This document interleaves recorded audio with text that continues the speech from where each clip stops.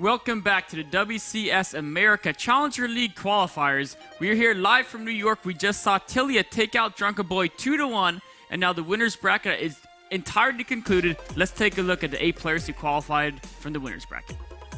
We can take a look over here at the top of the bracket. We can see that Puck defeated Hyung to advance. That's a nice little win for Puck. Very well done there. He's been on fire, dude. Yeah, she's been on fire today. She's absolutely amazing.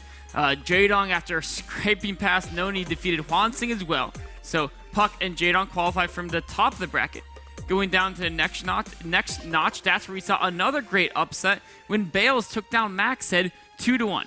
And of course, the Muslim defeated Moose Skills 2-1 as well to qualify from the winner's bracket. Indeed. In fact, Mia actually ended up, unfortunately, showing up a little bit late and lost to, or had to get a forfeit loss against Moose Skills. But Mia will see him again in the loser bracket. Moving on down, another people who qualified, we saw Jim defeat Top. Wow, Jim takes out Top. Now that was a little bit unexpected by me, but of course Jim, really high level Chinese player, comes in, takes out Top. Well, that was completely unexpected by me. I thought Sasquatch was actually going to take him out, but apparently Jim just tears up everything, tearing up the whole entire bracket. A lot of confidence in Sasquatch there. And Xenocider. I love Sasquatch too. Yeah, that's actually a nice win. Xenocider, a very young, I think still in high schooler, Terran player from the Americas, United States. A nice little win for him. The foreign scene has hope. That's right. That's right. Tilia taking out Drunken Boy. Tasia, though, showing why he is not to be messed with. We saw those matches. He just won convincingly 2-0 over Hendrix. But right before that, Hendrix did take out Center. Yeah. And of course, Center, a Korean Terran from Quantic. So we watching those Hendrix versus Tasia games. And Tasia did 2-0 Hendrix, but Hendrix is still an amazing player, taking out a Korean right the round before that. We'll see him again in the loser bracket. Hopefully he'll make it as well. Let's take a look at that loser bracket. I mean, we've seen a lot of these awesome players being taken out so far.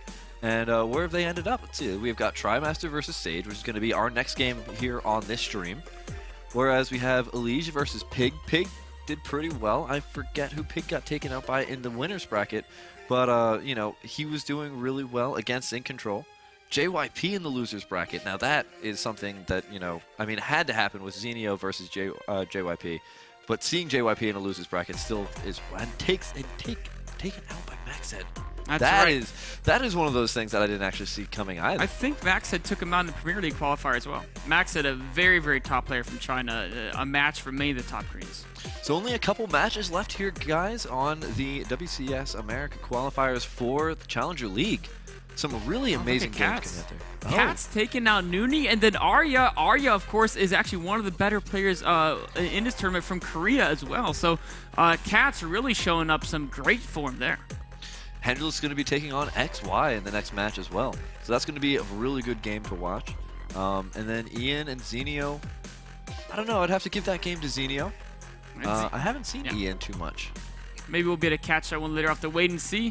Looks like we're still just waiting a little bit on Sage to get in here. Of course, we saw Sage fall against his teammate Puck. But here we're going to see him play against Trimaster. Trimaster is an incredibly strong Terran player. I'm going to be really curious to watch Trimaster in the TVP matchup. Trimaster has always been one of my favorites. Very, very solid Terran player. And, you know, we know Sage is a really good Protoss player. We were watching him earlier today.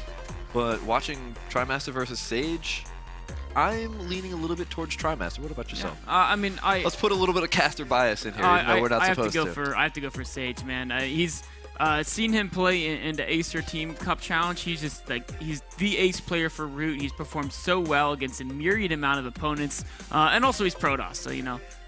Of course, yes. Yeah. Well, what am I gonna do? Oh, so looks like you have the race bias. That's not even allowed. You're supposed to. You can have a little bit of a player bias, but having just an overall race bias, that's not cool. Looks like Sage is ready.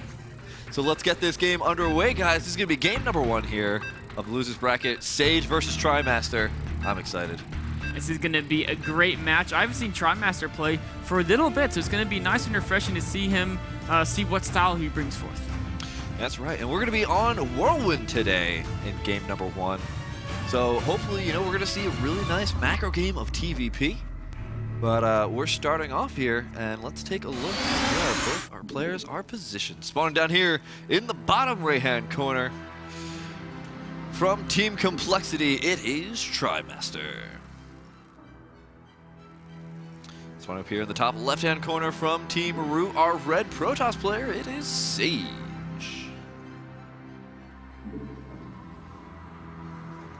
So, Whirlwind, huge map. Absolutely gigantic map. It's like Zelnaga Zelnaga, not Zelnaga. What the heck is the one I'm thinking of? Is this actually the biggest map? Zelnaga Fortress. Yeah, Zelnaga Fortress. That was really big too. Is this the biggest map that exists? There was another map that had a similar tile set.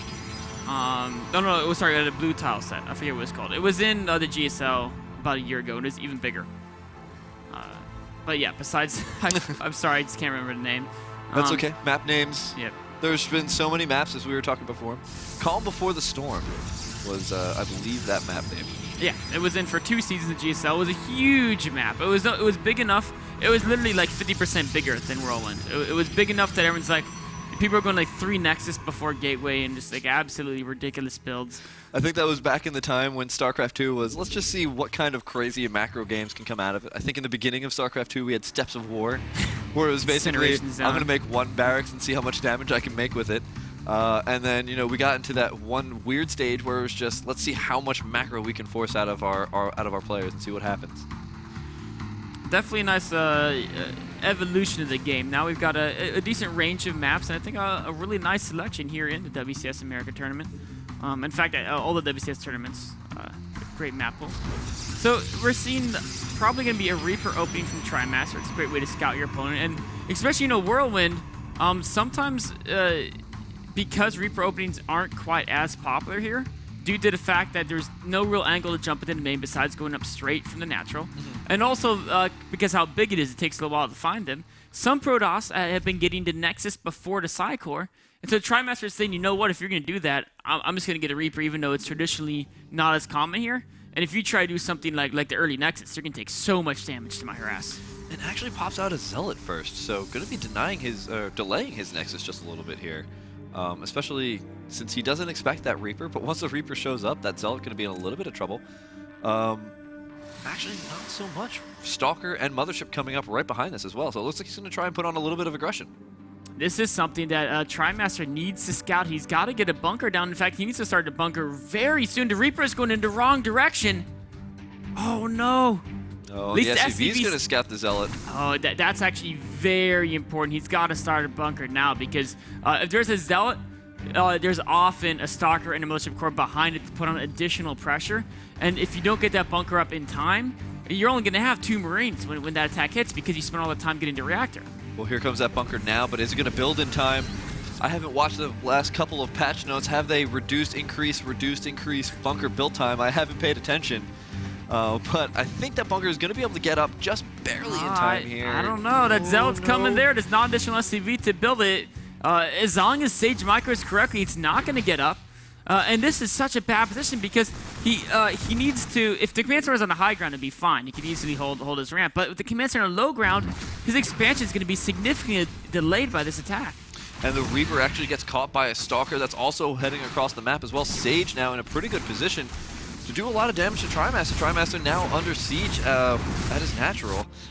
And even though that Reaper is going to be able to try and come around here and do as much damage as possible, actually, no, it's just going to hang out there. Yeah, the Trimaster's got to get down. He's got to set his command center.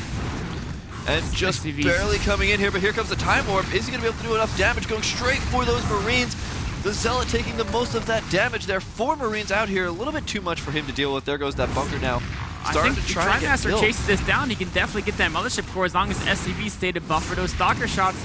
But no, he's just staying back, and he's actually sitting there getting shot. He's taking unit after unit. So many hits here, and the Mothership Core pushes in once again, taking a little bit more damage, but the Marines are taking so much damage themselves. Widowmine finally going down. That's probably going to ward off this play. Oh no, he's just going to walk around it. Oh, but this means his units could get stuck here. Not enough energy yet for a recall. Widowmine repositions. Oh, just barely gets back in time there. I mean, Trimaster has enough Marines. He can just walk in there and take out those units. And I thought this Reaper was actually going to start trying to do some damage. There's the Time Warp, and actually the Stalker's doing a lot of damage with the help of the Mothership Core, actually cleaning up all of the Marines here. The Widowmine trying to reposition. Is he going to be able to target down? The Widowmine goes down, so do the Marines. Is Sage going to be able to take this game this easily? I feel like Trimaster just lost the game to a harass force. And his Reaper still hasn't moved yet. Okay, now it's moving. Nope. It moved a bit. It moved a bit. I think maybe he's getting a little bit of lag in commands there, that Reaper. He was hoping to hear something. There we go. There's the Reaper now finally starting to move. And, the 4-minute lag. The 4-minute lag, yes. Well, he was using Verizon and he was stuck in a subway, and you know how these things happen. It's true. It's true. You don't get the text message till like 20 minutes later. So here comes that the Reaper, and actually might get caught by these Stalkers. The Stalker trying to stutter step and kill it, but no. The Mothership Core. And look at the kills in some of these units. I mean, one of the Stalkers has 6 kills. The Mothership Core has 6 kills. The other Stalker has 3 kills. All he's lost is a Zealot. That's literally all Sage has lost so far. Units lost. That tells the entire story. It's pretty gross here. Trimaster, of course, he came out on comeback. The one advantage he has is that Sage is going for the Stargate play. If he can totally shut down this Oracle and take no damage, that's his way to get right back in this game. Well, that's going to be really difficult. I mean, so many Marines were slaughtered before in the beginning stages of that game, and without any Marines, Oracles do pretty good damage. With a small number of Marines, Oracles do pretty good damage. But here comes actually Trimaster. With a small army, he's pushing across the map. He's got a Widowmine. There's no Photon Overcharge quite yet. If he can hit before that, Sage doesn't have very many units for defense right now. Actually, he doesn't have anything at all except for those 2 Stalkers. But neither does Trimaster, and the Oracle is soon going to head into his natural. Oh, there's so many mules here too. That's a great attack place. He does have the Phoenix that's now out here. He could actually use that Phoenix to take out the medevac. Oh, actually, the Widowmine takes out the Mothership Core. Now the pressure is reversed. So many workers are being killed here by that Oracle, but here comes more and more Stalkers. Is he going to be able to take out this entire army? The Widowmine takes out, wow, not only the Zealot, but the Observer as well. And nice moves by Trimaster there, but this Oracle has done a decent amount of damage, and Trimaster wasn't really able to kill enough workers to equalize the economy. Going forward, he was able to minimize the Oracle damage a decent amount of fast pull on his SCVs, saved many of their lives to the natural, and of course he had enough units to defend the main. But Sage, because the opening did so much damage, he's now up to 1-1 upgrades, and he's got the map control with this Stalker/aerial force. He's got Phoenixes as well, so this is going to be actually a pretty interesting use here. The Phoenixes will be able to take out those medevacs before they really heal all those Marines, and then he just has to stutter step his Stalkers to kill the rest of the Marines. And here he goes, he's got these Phoenixes. Is he going to just immediately turn around? No. He's going to actually put a couple of shots onto that floating factory. I actually kind of like this floating factory. It's going to tank a couple of shots at least. Nice little technique there. Phoenix is moving around to the main. They're probably going to try to pick off a couple SCVs. And as long as he micros carefully, he shouldn't lose any to that missile turret. Let's take a look at the income tab, though. It's 47-34 as 1-1 is now about halfway done here for Sage. We're finally starting to get some upgrades here for Trimaster. +1 now just being started. Stim and Combat Shield as well, just barely being started. Picks up the one unit that he actually doesn't have the ability to do extra damage to here. Picks up the Marauder. The Marines were far enough away, might be able to get a kill there, but as it is, had to let it go, but still hasn't taken any damage yet on those Phoenixes. Yeah, just doing a little bit of shield damage, and that's the great thing about being Protoss. You will regenerate those shields and you can go right back in and do some damage once again. Terran finally starting to take out the neutral supply depot. What if he actually put down a supply depot and forgot that that was actually his? It would be it's really funny. hard to tell color-wise. Yeah. It definitely can be a little tricky. Of course, Sage's Twilight Council is almost perfectly timed, just about 1 or 2 seconds late on the 2-2, but very, very well done. He knows he's at an advantage because of the way the game opened, and if you're at an advantage, always just try to get a base up on your opponents. You can do that by either denying one of their bases, or if they have a very good defensive position like Trimaster does, you just take an additional base of your own. So here comes a nice little force here of Trimaster moving on out, just Marauders, then the Marines kind of moved back, then the Medevacs moved back, so now it's just the Marauders once again. Interestingly enough, Observer going to see all of this as it moves around. And, I mean, this is a very small force. I know Trimaster has been pretty denied, and Sage actually isn't building up a huge force for himself just yet. But Sage can build up a force in mere seconds because he's got so many warp gates out already, as well as a Colossus. He's got plenty of force towards the end of Colossus that should definitely deal with Trimaster's army. Trimaster has to be careful. He doesn't have enough medevacs to pick up this entire army. So if he gets caught by force fields, he could really take a beating. I don't really like how this Oracle is just kind of idly standing by over here. I think he should actually either use it in his army to help focus down a lot of those Marine numbers, or do a little bit more harassment with it, because as of now, it's just been a pretty much... Oh, the force field's a second too late there. It's just kind of hanging out there, not really doing that much. Yeah. Just, I'm an Oracle. There we go. Now it's starting to move around. Just keeping an eye on the third base, of course. And now gives a vision on the medevac as it's starting to move out. But it's running on the course. It might just run right over the Marines. Oh, you do not want to lose that Oracle. Revelation is so useful throughout the game, especially against a Terran who may be looking to use drop play against you. And, well, more and more Colossus starting to add into this army, and Sage's army is starting to get scarier and scarier. 3-3, sorry, 2-2 is now on the way here for Sage. Trimaster is stuck in a very rough position. There's Phoenixes, there's Colossi, there's an upgrade advantage. He's taking a third base now, but the question is, as soon as Sage finds that third, what's to stop him from walking across the map and taking it out? Exactly. Especially, you know, as soon as 2-2 finishes up, his army is going to be incredibly strong. Now, Trimaster is trying to get 2-1 on the way, so he does have +1 on his infantry, but, you know, as soon as this 2-2 finishes up, those upgrades for Protoss, incredibly scary, especially with the Colossus numbers starting to increase. Actually stopping Colossus production. Going straight on into Templar Archives. That's right, and Trimaster here going double starport, trying to get out as many Vikings as possible so we can deal with both the Phoenix and the Colossi of his opponent. It's interesting to see, is Sage going to go for Psystorm, or is he just going to add a few Archons into his composition? I would like to see if he would start adding some Archons. Archons against Terran are actually really, really strong because Terran MMM clumps up very, very easily, and the Archon with the splash damage, especially with the bonus against Bio, so strong. But Templar, you know, High Templar themselves also really great. No Storm coming out though. Or did he already? Yeah, he didn't get Storm. No yet. Storm. It looks like he may just be going for a timing to 9 to third base, which is great. Of course, if you have an advantage, you want to make sure you keep that advantage, and you do that by, of course, denying your opponent's expansions when you know you have a stronger force than them. So, Terran using a proxy barracks, proxy factory over here with, you know, not doing anything, but it's hanging out there. It's in a nice little forested area. Huge engagement going down right now. Colossus actually getting focused down very, very quickly. The Phoenix is a little bit delayed here, and actually Trimaster gets a pretty good engagement off. He does. Great positioning by Trimaster, and he takes a nice win there. It's going to force Sage back. I mean, this is how he gets back in the game. Of course, he's still got to worry about the next step, which is dealing with the fact that there's a High Templar with Psystorm. But Sage is, you know, he forgot the Thermal Lance on the Colossi, so they all had to go a little bit closer than it wanted to go, and that's what let the Vikings get those extra hits off. And not only the Vikings, but the Marauders as well. I mean, they can focus down that unit in so quickly. It's actually a very fragile unit, even though it is a massive and takes so much resources to make. But here comes Trimaster now, feeling a little bit better about after that last engagement. Now coming out with a huge train of SCVs, of Vikings, of Marauders, and of Marines. It's going to get scattered out here. He's trying to hit a pre-storm timing. He's moving out, and this type of timing, if you have enough Vikings deal the Colossi, the Protoss doesn't have Storm, you can absolutely run them over. The only problem is, Sage has Storm. Yeah, he does have Storm. And how many High Templar does he have as well? 7 High Templar. Oh, and his scan tells it. And now Trimaster knows this attack is not really what he wants to do against his competition. But he's already brought all his SCVs. He has to come all this way. He has to do something.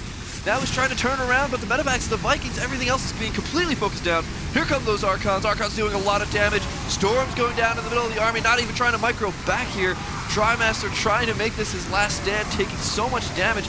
Archon's tanking so much damage here as well. There's the GG. Trimaster loses game number 1. Sage is victorious. A really well-played game by Sage. It all started with that great control and that harass. I mean, Trimaster, he started bunker a little bit late, and he also started bunker really far out. And so he couldn't get that bunker done. And then once Sage kind of got in his base, the command center almost died. It was delayed for so long. The Widow Mine. Each of these units got so many kills. I mean, it was 15 kills between those 3 units, only losing to Zealot. Just an insanely efficient harass put Sage so far ahead in that game. So let's see what happens in game number 2. But before then, let's go to a quick commercial break, guys. We'll be right back.